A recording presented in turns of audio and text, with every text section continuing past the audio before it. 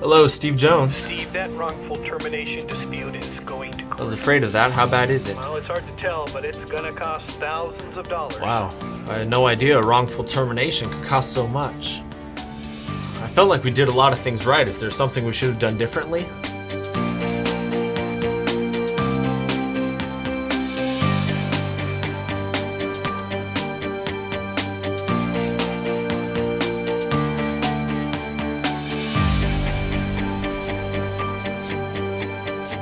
One of the areas that we've seen an increase in claims is in the area around challenging terminations. And it's not incredibly surprising to see that rise in claims, because when an economy takes a kind of a downward bump, which is what we've kind of gone through, it's hard to find other jobs. And so people have a tendency to kind of hang on to the job as tightly as they can, even when they know there might be performance problems with it, because finding a replacement is so difficult. A lot can go wrong when you hire and fire employees, and mistakes can be expensive, in the hundreds of thousands of dollars and more. But by asking the right questions, doing proper background checks, documenting issues, and attempting corrective action, you can limit your legal exposure and save money for yourself and other PACE members. Let's take a look at the beginning, the interview, and see how things can go wrong in a hurry if you are not careful. Our time is almost up, and I just have a couple more questions. Can you tell me about a time when you had conflict in your workplace? Yes, in my current job I have a coworker who handles the production side of things and always seems to be missing deadlines. This puts me in a conflict with my boss when I can't deliver my reports on time. So instead of having a big blow up in front of everyone, I pulled her aside and explained the consequences that her missing deadlines was having for me, and things have been much better since. Thanks. Finally, if we do offer you the job, when can you start? I need a few weeks. The main issue is arranging childcare for my kids. I understand. How many kids do you have? 2. Oh, are you married? The wrapping up portion of the interview often presents pitfalls. Avoid small talk and stick to job and performance-related discussions. You'll have time to learn about personal details after making the hiring decision, not before. Here are some questions or comments you must avoid. What church do you attend? I notice your accent. Were you born in another country? Are you dating someone?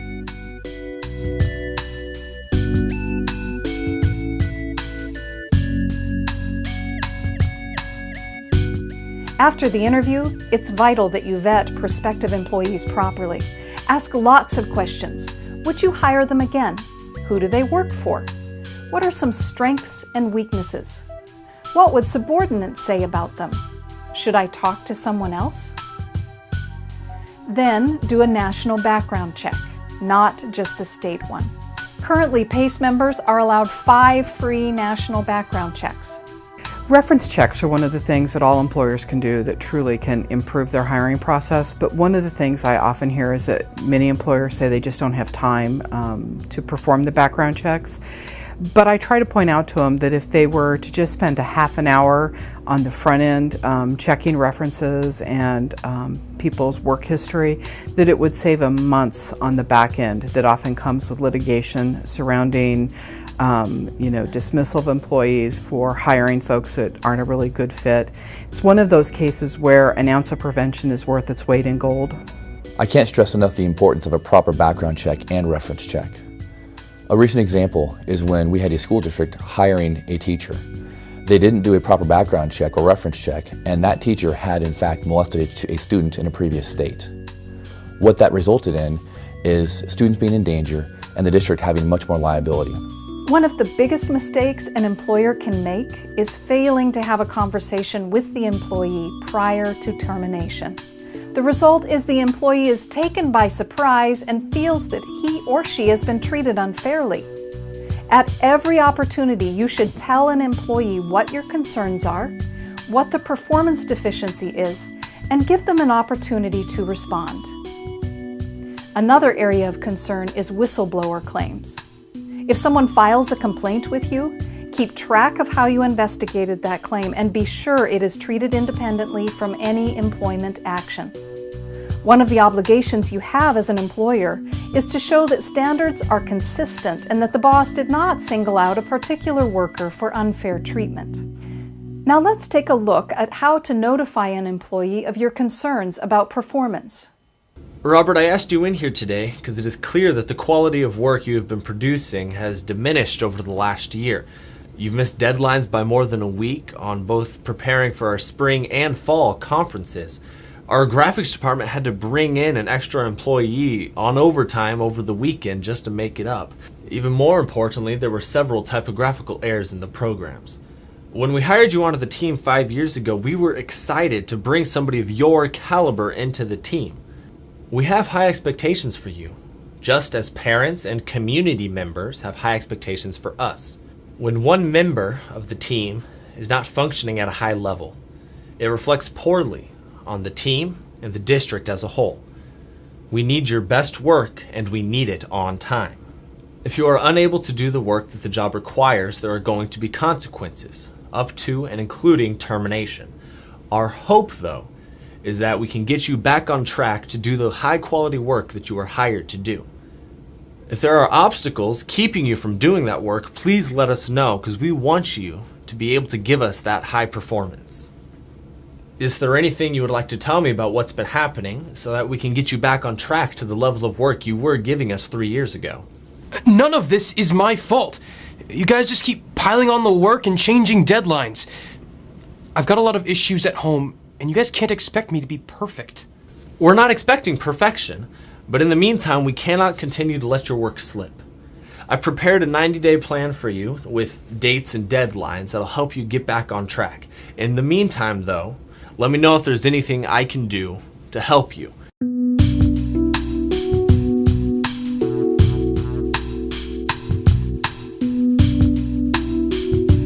When you've been living it every day, it's sometimes hard to get perspective on an employment issue. PACE has PreLoss Attorneys ready to help. They have extensive experience in litigation and labor employment, and they are just a phone call away. Under PACE policies adopted in 2013, members are required to consult with a PreLoss attorney before taking an adverse employment action to avoid paying a $25,000 deductible. So there's an immediate financial incentive to do so. The advice from PreLoss attorneys is not binding. You still make the termination decision, but we want to ensure you have all the information you need to make an informed decision and avoid pitfalls.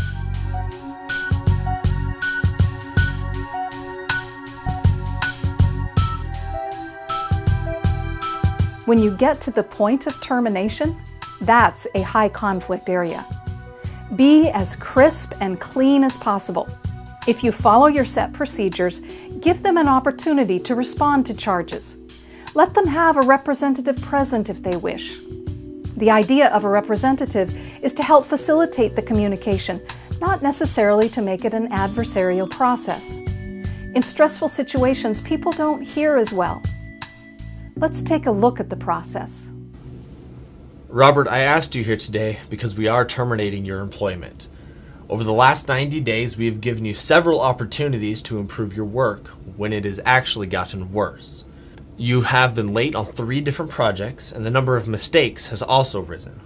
As I've told you several times, we cannot continue to tolerate the delays and mistakes. Today is your last day.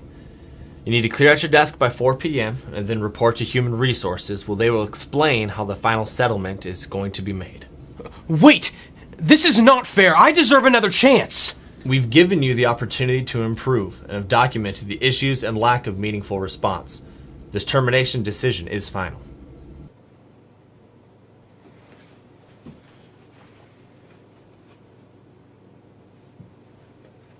By making good decisions in the hiring and termination process, you can save your district and districts all over Oregon from expensive and time-consuming lawsuits. That's money that can be used where it belongs, in the classroom. If you are new to PACE, here is a bit more to explain how the insurance pool works and why everyone benefits when PACE saves money. Well, PACE is a self-insured pool. It's owned by the members, so there's no profit motive. It's not an insurance company. We're unique in Oregon in that we're allowed under law for all public entities, school districts, community colleges, charter schools to pool their resources together and self-insure. Here at PACE, we appreciate the important employment decisions you make every day. That's why we've created this guide to help you take the best possible paths on hiring and termination. Remember the importance of thorough hiring and vetting decisions, maintaining clear and regular communications with employees, and consulting PACE's PreLoss Attorneys before taking an adverse employment action. In doing so, you save time and money for yourself and all PACE members.